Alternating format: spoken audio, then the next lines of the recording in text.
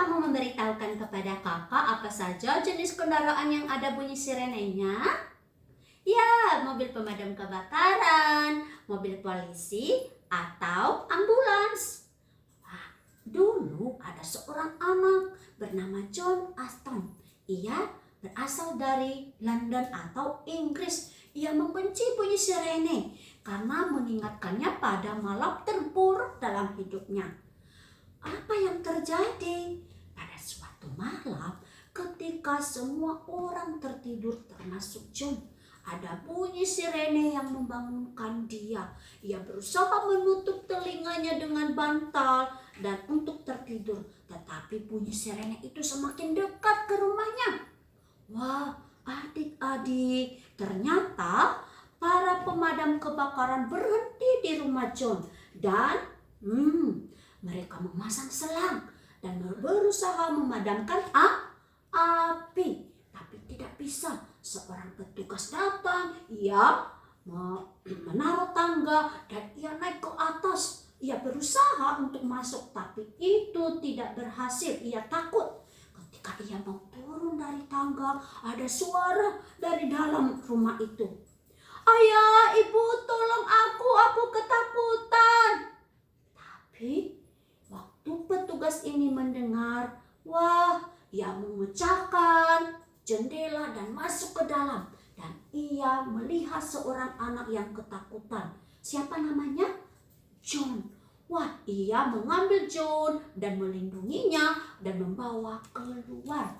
John berhasil keluar. Tetapi sayangnya papa dan mamanya mereka meninggal dalam kebakaran itu. John sendirian sekarang dan ia tinggal di panti asuhan.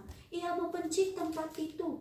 Pada usia 10 tahun, ia melarikan diri dari panti itu. Dan ia tinggal di lorong-lorong.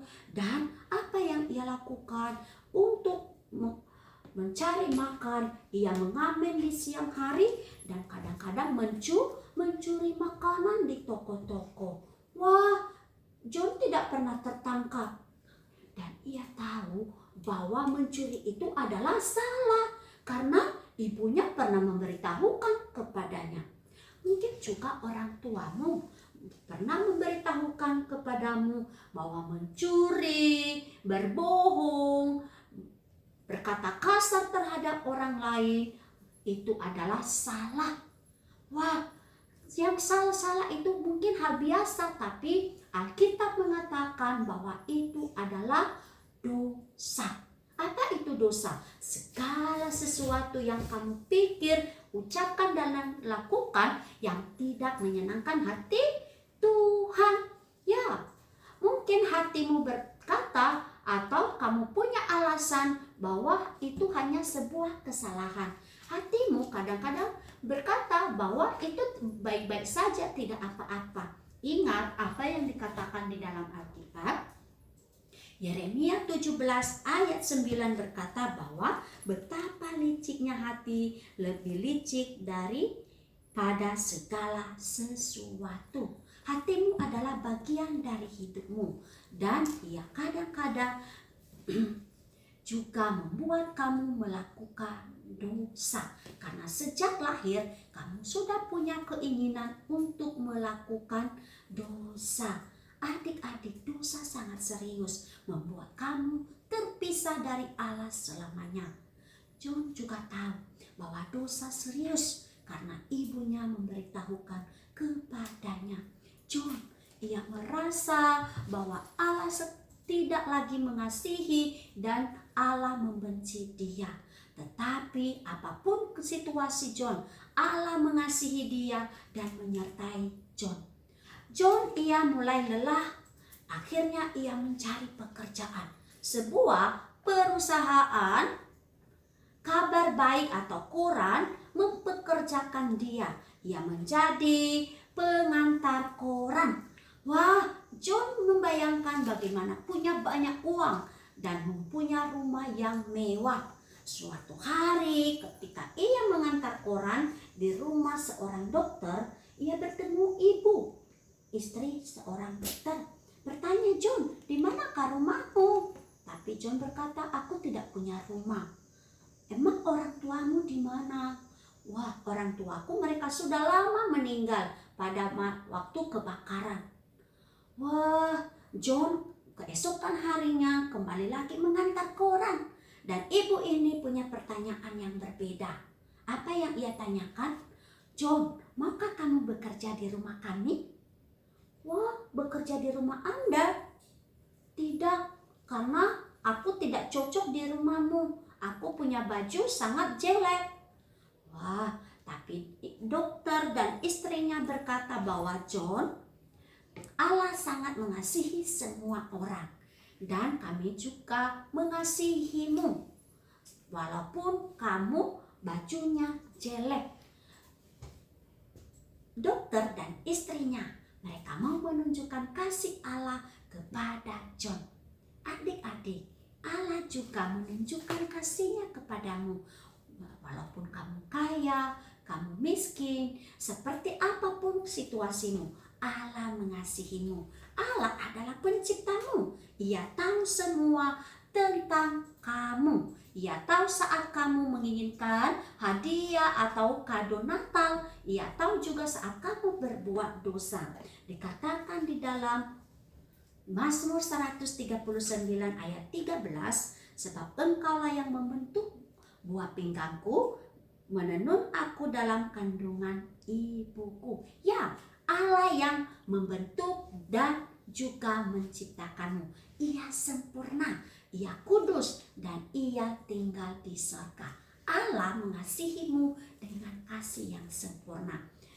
Dokter dan istrinya, mereka juga mau menunjukkan kasih Allah kepada John. Seperti apapun situasi John. Wah, John sangat senang. Udah lama dia tidak mendengar bahwa ada orang yang mengasihi dia. Adik-adik, John tinggal di rumah dokter ini. Mungkin ia bekerja membantu ibu untuk membersihkan rumah dan juga membukakan pintu bagi para tamu atau pasien yang berobat di rumah dokter itu. Wah, saat ia tinggal di sana, ia senang. Dan yang membuat ia lebih senang lagi adalah menunggu hari Minggu. Wah, kenapa? Karena pada hari Minggu sore, tamu datang ke rumah dokter itu. Tapi mereka datang bukan untuk berobat, tapi mereka bersekutu atau berbicara tentang Alkitab. John ingin sekali mendengar tentang Alkitab. Suatu hari ketika mereka membicarakan bahwa Allah begitu mengasihi dunia ini dan Allah telah mengutus Yesus anaknya lahir di kandang domba dan ia menjalani hidup yang sangat sempurna. Bahkan ia ditangkap, dipukuli, bahkan ia disalibkan. Wah, ketika John mendengar itu ia senang sekali. Lalu seseorang bertanya bahwa ketika Yesus mati, ia hidup kembali dan ia naik ke surga dan berjanji akan datang kembali menjemput orang-orang yang percaya kepadanya. Wah, seorang bertanya, kan itu janjinya sebelum Yesus meninggal atau sebelum Yesus mati.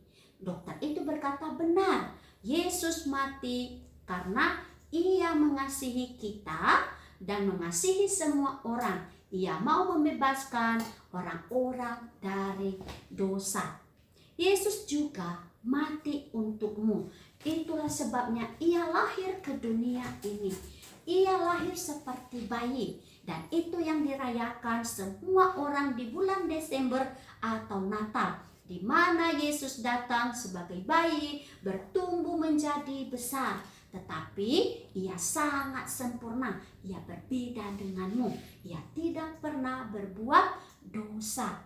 Ia merelakan dirinya ditangkap, dipukul, bahkan disalibkan, mati di atas kayu salib untuk menggantikan hukuman dosa. Seharusnya kamu yang menerimanya. Tetapi Yesus melakukan itu untukmu. Yesus ia bangkit pada hari yang ketiga dan setelah 40 hari Ia naik ke surga, disaksikan oleh ratusan orang. Wah, itu dikatakan di dalam buku Tuhan, di dalam 1 Korintus 15 ayat 3b sampai 4a, yaitu berkata ialah bahwa Kristus telah mati karena dosa-dosa kita sesuai dengan kitab suci, bahwa ia telah dikuburkan dan bahwa ia telah dibangkitkan pada hari yang ketiga sesuai dengan kitab suci. Ketika Yesus bangkit dan ia naik ke surga dan ia berjanji bahwa akan datang menjemput orang-orang yang percaya kepadanya bersama dengan dia tinggal di surga yang kekal. Wah, adik-adik, dokter itu menjelaskan bahwa benar Yesus akan datang kembali. Itu tertulis di dalam Alkitab. Tapi seseorang mungkin berkata, bagaimana kalau ia datang? Apa yang harus kita lakukan? Dokter itu berkata bahwa apakah kamu sudah bersiap?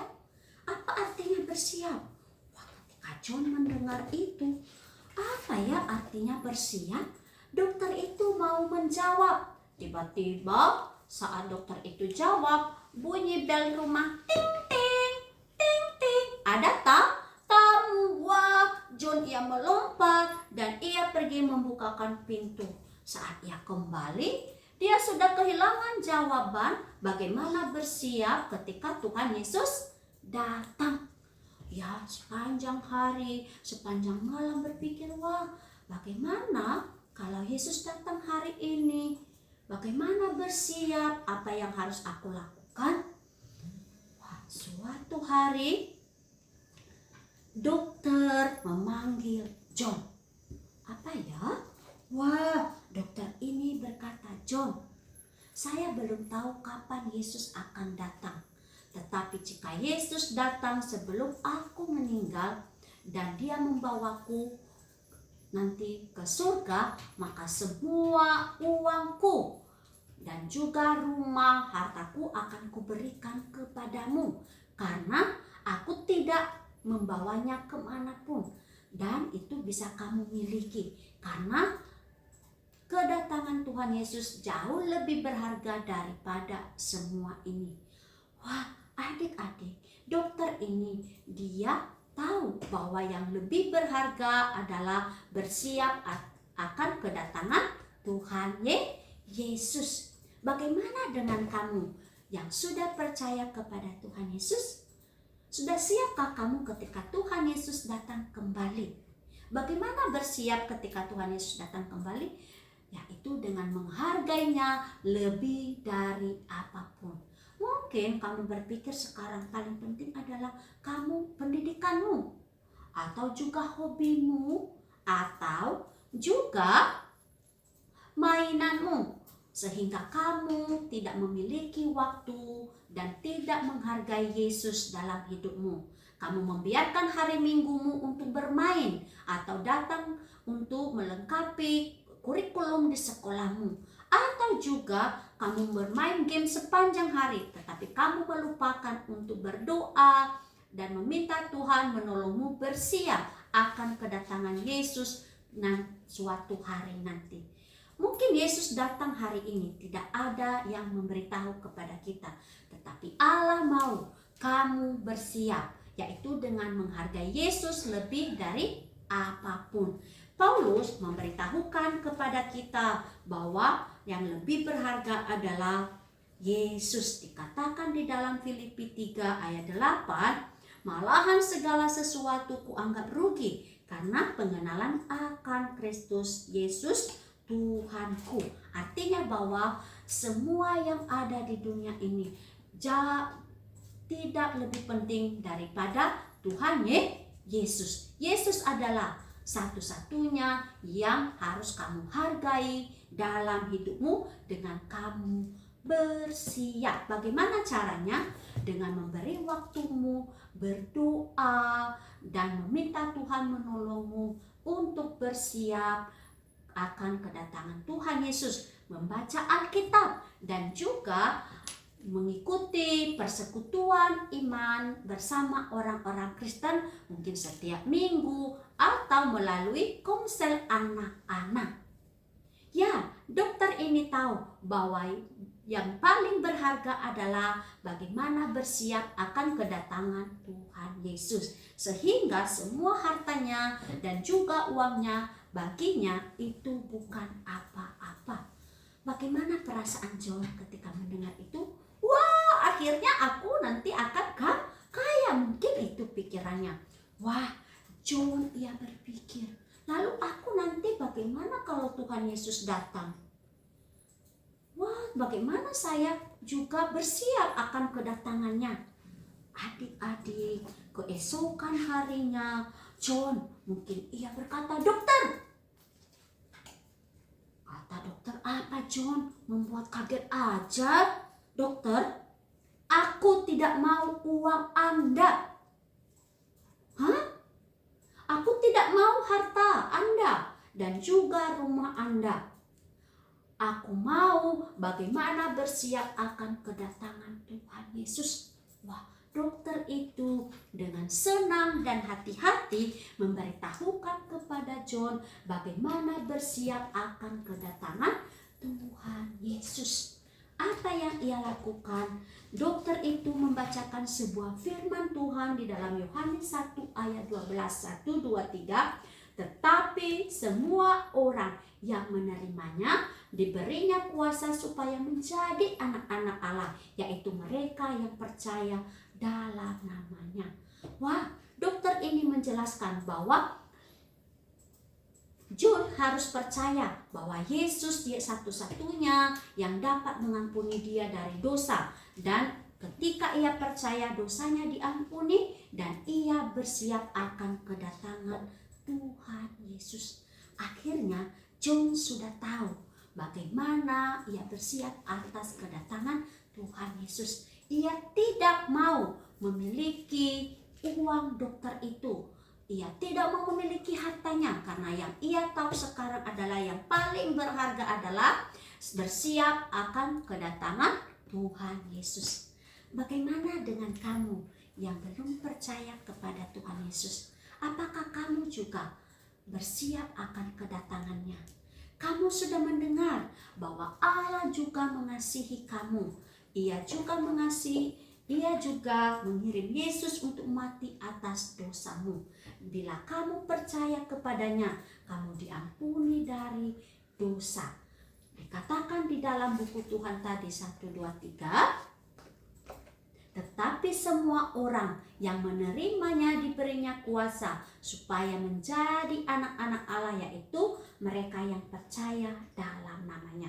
Artinya percaya dan menerima Yesus adalah kamu percaya Yesus mati untuk dosamu dan percaya bahwa Ia adalah Tuhan dan janjinya kamu menjadi anaknya. Ketika Yesus datang kembali ke dunia ini dan Ia membawa kamu bersama dengan Dia di surga bila kamu terima Dia sebagai juru selamatmu.